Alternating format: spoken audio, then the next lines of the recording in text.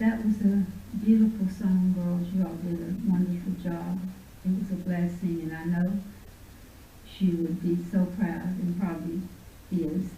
And that was one of her favorite songs. And I hope this is okay.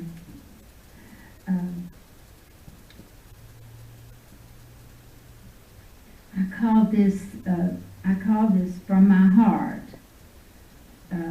to Betty and to you all. My first remembrance of Betty was when I was about 4 years old. I like to think of her as my second mother or nanny. I knew her as a mother before you all did.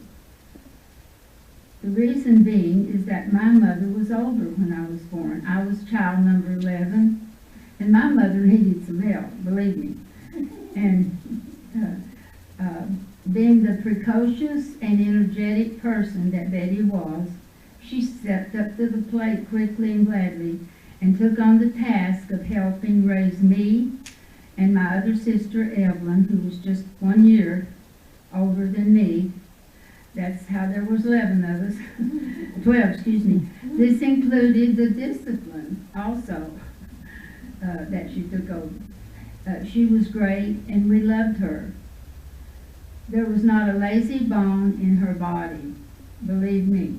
She was energy plus and made us walk the line in a good way. When she bathed us, she scrubbed us so hard, I thought my skin would fall off. She loved to organize and clean. That was her thing, cleaning and organizing. She kept our house spotless and was our mother's right arm. My mother couldn't have done it without her. Our family was not wealthy people, nor were we poor. We didn't have a lot of material things, but we had good values, and that good values instilled in us along with good morals, and our parents were Christians, so we learned about the Bible and Christian ways. Betty was selfless, and even though she may not get nothing, and often didn't, especially at Christmas, she always made sure that Evelyn and I had new patent leather, shiny shoes, and new dresses for Easter. And she could dye the most beautiful Easter eggs ever without spot or wrinkle. I've never seen anyone who could do it better. And that was in the old days where we had fancy stuff, you know, wrinkles and all those things they do now. She was very creative and crafty, always creating something from nothing. She could make a silk purse out of the sow's ear. So she did this in more ways than one, her craftiness, and I put laugh out loud because she was crafty in other ways. So it is obvious to us and everyone here that she was a good mother, because we've watched how you all have cared for her and rallied around her in these days. In a large family, there's always going to be some squabbles and differences and disagreements, and believe me, we had plenty. And there's always that one child, you know, the one that in our family was Jim. And he was about 2 years younger than Betty, I think, maybe 3. And he was the rebel child. God rest his soul. He's up there too. I'm sure they've met by now. And he and Betty did not get along, and he was always terrorizing her. Anything he could do to irritate her. And one Easter, she had just cleaned the kitchen thoroughly, and back then we had linoleum floors, and she would thoroughly get down on her hands and knees and use paste wax and wax those floors immaculate. And Jim came in and had mud on his feet, and he just walked right across those floors like nobody's business. Like, ha, look what I'm doing. And he tracked that mud all over the kitchen. Man, she was sweet and loving and funny, but don't make her mad. That really set her off. She grabbed a knife on the kitchen table, and she said, "You're gonna be sorry about this." So she chases him out of the house with that knife, with him screaming, "Mommy, help me!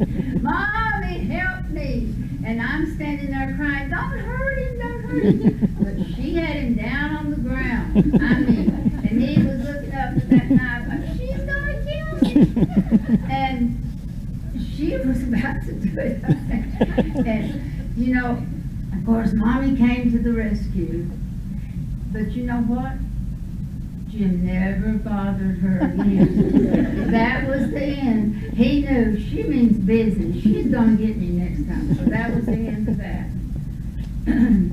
Now, I want to say that she taught me a lot about life, about personal hygiene, about cleaning the house and cooking, and lest we forget fashion. She was a fashionista. Whatever came along, she did it. And she taught me the same way as she probably taught you all. And so I always aspired to live up to her standards in everything from housekeeping to fashion. But I don't think I ever quite made it. I don't think I measured up. And I was always thinking, I just can't clean my house like she does. I don't have the energy. But, you know, I want to say that we're all blessed, all of us that know her. We are all blessed to have had her for so long. I mean, 84 years is a long time for me. She also, I want to say this, she also had a good sense of humor. Really and truly. Everybody around her when she was young, they loved her. I always wanted Betty Ann. They called her Betty Ann. We want Betty Ann. She's the funny one. So she tells a story about she and her brother, Walter, who was here earlier. He had to drive back to Virginia with his son, so they left. But I gave him a copy, and she said one day she and brother Walter were playing around in the kitchen in the house, and Mommy was visiting with a neighbor, and they overheard them talking about the other neighbor, not in a good way, in a negative, gossipy way. So shortly thereafter, that neighbor came over, and Walter looks up, and her name was Ethel, and says, "Ethel, Mommy and Miss Sutton have been talking about you."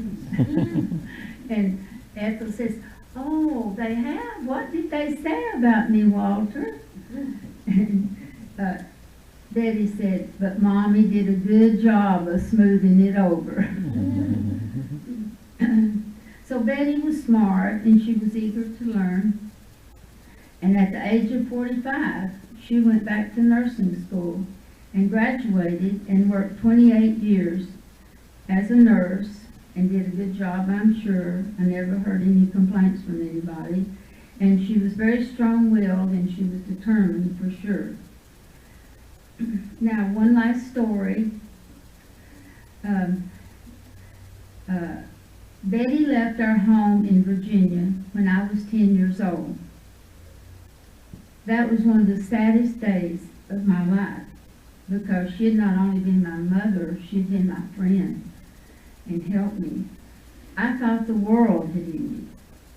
She left with our brother Shelby, who had already made a life here. And Shelby came to get her to begin her life here in Middletown. When the car pulled out, my mother said, "She will never be back." Well, that didn't go well with me. It was just a new normal for me, and I missed her terribly, and I cried all day. The new normal was I had to work. She was gone. Well, on July the 14th of 2020, of this year, this week, Betty left again to go to her new home in eternity in heaven. She definitely will never return to us again. However, I have good news today. Betty was also a very spiritual person. And I'm not talking about New Age or crystals or rocks or trees. I'm talking about Bible spiritual. Amen. And she prayed a lot. Believe me, I couldn't live up to that one either. She prayed for everything and everybody, so everybody in this room that knew her has been prayed for, because she prayed for everything and everybody. She would even get the map down in the globe and pray over the world. So the good news that I have for you is she can't return to us. She won't. But we can go to her. So that's the good news. That's our blessed hope.